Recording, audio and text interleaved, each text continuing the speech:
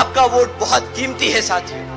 आपके वोट को कोई खरीद ना सके, आपके वोट को कोई लूट ना सके, आपके वोट को कोई खराब होने ना दे। साथियों, जाति बिरादरी, धन बल, मंदिर मस्जिद या किसी भी भावना भगवान आदि के नाम पर कोई स्वार्थी आदमी आप लोगों को फंसा न ले और आपके वोट का दुरुपयोग ना करे। आप लोगों को संभल के रहना होगा।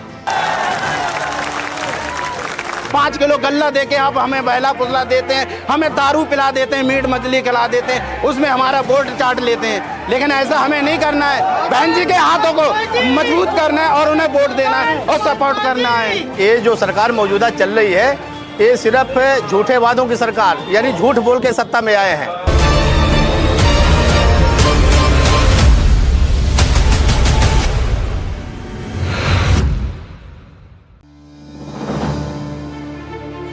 बरेली की जनता सपोर्ट करेगी। आने के बाद बहन जी की सरकार में मेन चीजें शिक्षा, बिजली, पानी, स्वास्थ्य, इन चीजों पर बहन जी विशेष ध्यान देती हैं। गुंडा मवाली है, मगर वो जब तक है, जब तक वो बीजेपी में नहीं है, और बीजेपी में होने के बाद में उसका कोई भी अर्थ खत्म हो जाता है। वो बीजेपी का बहुत मान सम्मान का माननीय आदमी बन जाता है। बहन जी के लिए इसलिए सपोर्ट करने वाली, इसलिए वोट करने वाली है क्योंकि बहन जी ने इतने medical college, engineering college, primary school, मतलब बहुत सारे डिग्री कॉलेज और ITI वगैरह बनाए थे। ये महंगाई की मार चारों तरफ है, जनता परेशान है और हर युवा और नौजवान, हर वर्ग के लोग जो हैं आशा भरी निगाहों से बहन मायावती की तरफ देख रहा है, क्योंकि वो 4 बार की सरकारों में वो बहन जी को याद कर रहा है।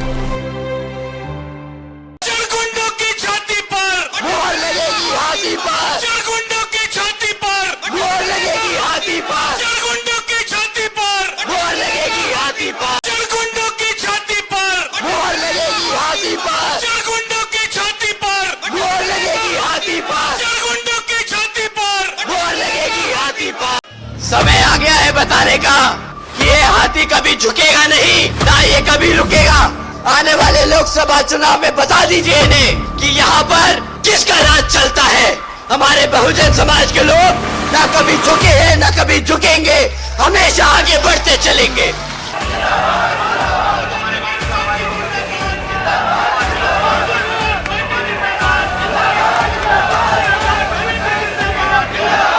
अगर ये सरकार आपके सामने बेशर्मों की तरह बोलती है कि हम अपनी बेटियों की सुरक्षा नहीं कर सकते, तो इस सरकार को सत्ता में रहने का कोई हक नहीं। ना ये सुरक्षा दे पाए, ना ये शिक्षा दे पाए, ना ये रोजगार दे पाए। किस बात का अखंड भारत की बात करते हैं ये लोग। साथियों, अगर बहन जी नहीं होती अब तक तो ये हमें कब का मिटा चुके होते। उत्तर प्रदेश में एक लाल टोपी वाले भी हैं, मुसलमान के भाइयों ने इनको एक तरफा वोट डाला, पर आज उसी समाज के अत्याचारों के खिलाफ इनके मुंह से एक शब्द नहीं निकलता। यहाँ कांग्रेस भी आपके बीच में आएगी, वो भी भैया एक देश के कोने से दूसरे कोने से चलने का काम कर रहे हैं, बोल रहे हैं कि हम भारत जोड़ेंगे। पिछले 60-70 सालों में तो उनसे भारत बना नहीं, पता नहीं अब कौन सा फेविकॉल लेके घूम रहे हैं कि जो भारत जोड़ेगा। इस बार आने वाले लोकसभा आम चुनाव में आप लोगों को इनको खदेड़ के भगा देना है मैदान से, और हाथी वाले निशान के सामने वाला बटन दबाकर यहाँ बहन जी के हाथ मजबूत करने का काम करना है।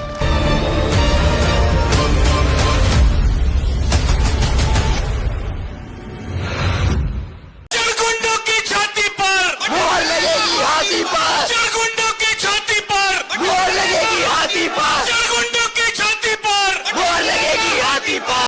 समय आ गया है बताने का कि ये हाथी कभी झुकेगा नहीं, ना ये कभी रुकेगा। आने वाले लोकसभा चुनाव में बता दीजिए इन्हें कि यहाँ पर किसका राज चलता है। हमारे बहुजन समाज के लोग ना कभी झुके हैं, ना कभी झुकेंगे, हमेशा आगे बढ़ते चलेंगे।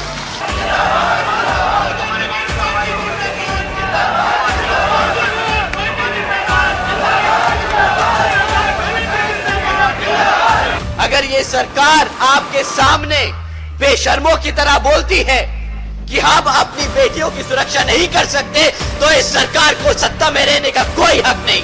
ना ये सुरक्षा दे पाए, ना ये शिक्षा दे पाए, ना ये रोजगार दे पाए। किस बात का अखंड भारत की बात करते हैं ये लोग। साथियों, अगर बहन जी नहीं होती अब तक तो ये हमें कब का मिटा चुके होते।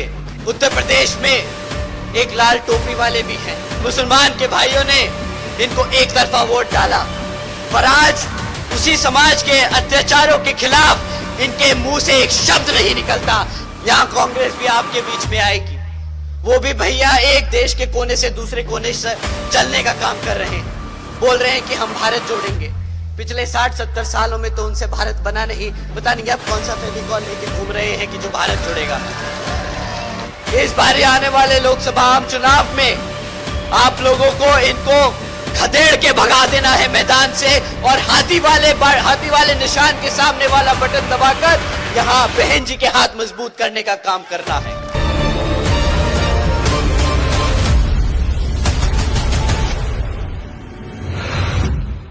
चुरगुंडों की छाती पर मोहर लगेगी हाथी पर, चुरगुंडों की छाती पर मोहर लगेगी हाथी पर, चुरगुंडों की छाती पर मोहर लगेगी हाथी पर। अनेका समिति जिंदाबाद जिंदाबाद जिंदाबाद, अनेका समिति जिंदाबाद जिंदाबाद जिंदाबाद।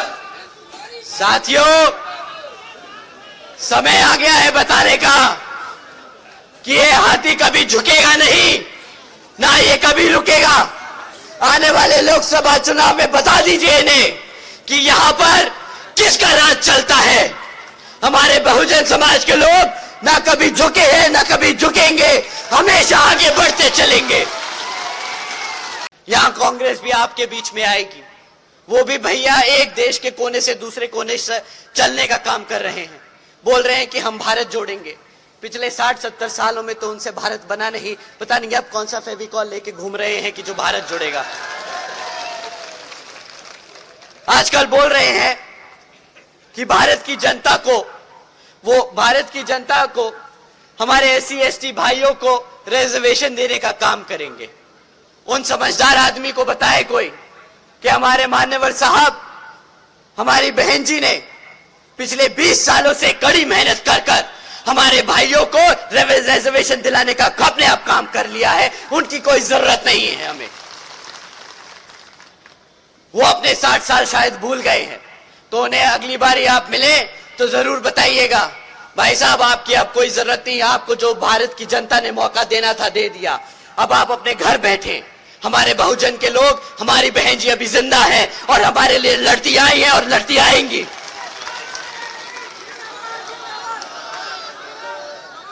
उत्तर प्रदेश में एक लाल टोपी वाले भी हैं,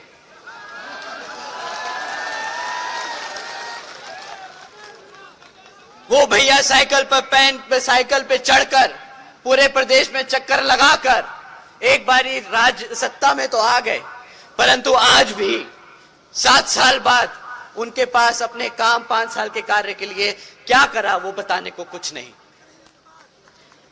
आप लोगों को उन्होंने खूब उल्लू बनाया, टोपी पहन गए और आपको भी टोपी पहना गए, परंतु इस बारी साथियों अब आप लोग इनके झांसे में मत आइएगा। पिछले विधानसभा आम चुनाव में हमारे मुसलमान के भाइयों ने इनको एक तरफा वोट डाला, पर आज उसी समाज के अत्याचारों के खिलाफ इनके मुंह से एक शब्द नहीं निकलता।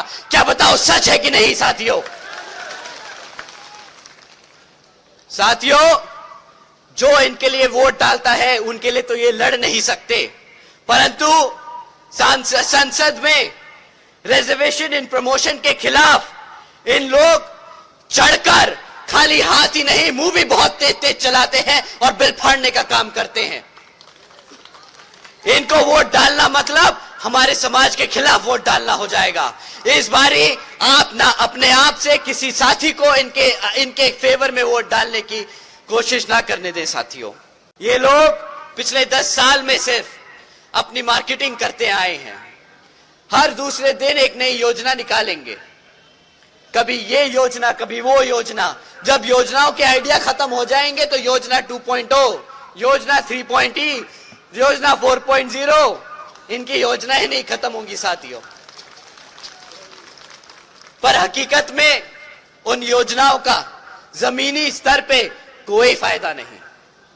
वो योजना के लिए अगर 100 रुपए लगाने को रखते हैं बजट में, तो उन 100 रुपए में से 10 रुपए जमीन पर आते हैं, 90 रुपए ये अपनी मार्केटिंग एजेंसीज को देते हैं ताकि गांव-गांव तक इनका वो मैसेज जाए।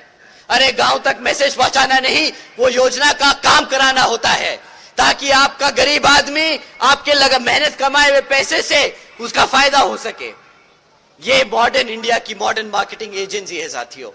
ये इलेक्शन जीतने आपके भले के लिए नहीं लड़ते, ये इलेक्शन अपने आप को सत्ता में रखने के लिए लड़ते हैं। ये इलेक्शन आपको सत्ता से दूर रखने के लिए करते हैं। ये इलेक्शन आपको कमजोर रखने के लिए करते हैं। ये इलेक्शन हमारे संविधान को बदलने की कोशिश के लिए लड़ते हैं। साथियों, इनसे बड़ा देशद्रोही कोई नहीं।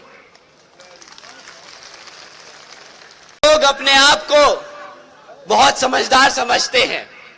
ये बोलते हैं कि भारत ने गुजरात का मॉडल फॉलो किया और भारत को $5 ट्रिलियन की इकोनॉमी बनाने का काम कर रहे हैं। इन समझदारों से कोई सवाल करे और इनको एक फैक्ट दे कि भाई जब 2014 में आपने केंद्र की सरकार में अपनी सत्ता ली थी, तब भारत की सरकार पर 58,60,000 करोड़ का कर्जा था। एक समझदार आदमी भी ये जानता है कि अगर उस पे कर्जा बढ़ता जाएगा तो वो फाइनेंशियली कमजोर होता जाएगा। वो कोई तरक्की नहीं कर रहा, वो कर्जे के पैसे पर जी रहा है।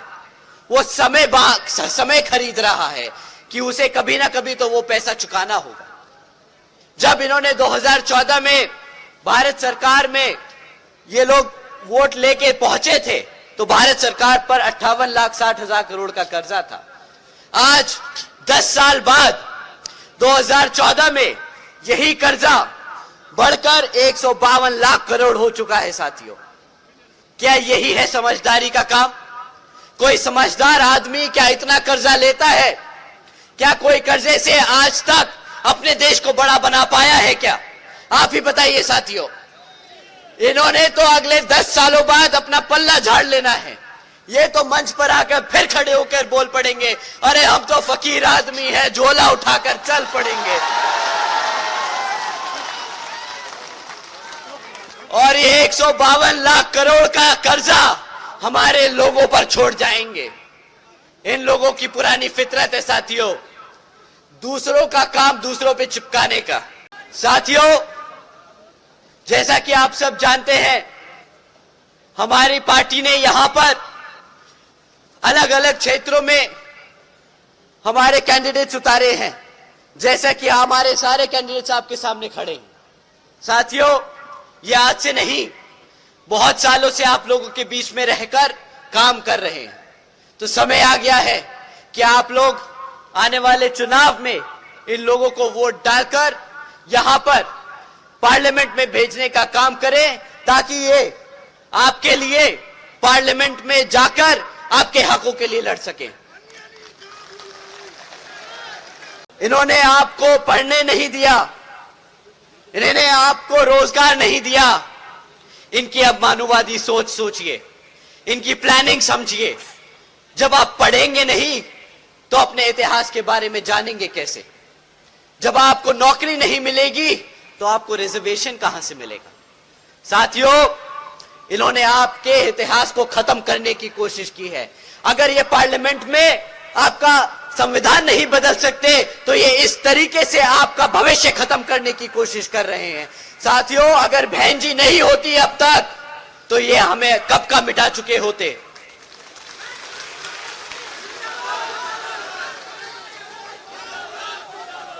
साथियों, इस बार आने वाले लोकसभा आम चुनाव में आप लोगों को इनको खदेड़ के भगा देना है मैदान से, और हाथी वाले निशान के सामने वाला बटन दबाकर यहां बहन जी के हाथ मजबूत करने का काम करना है।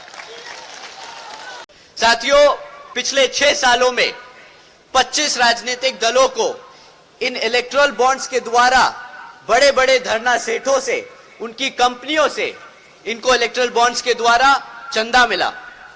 आपको पता है कि इन 25 राजनीतिक दलों को पिछले 6 साल में कितना चंदा मिला?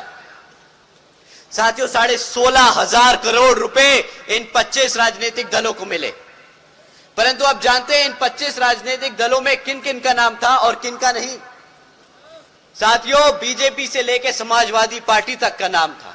परंतु इसमें आपकी बीएसपी का नाम नहीं था।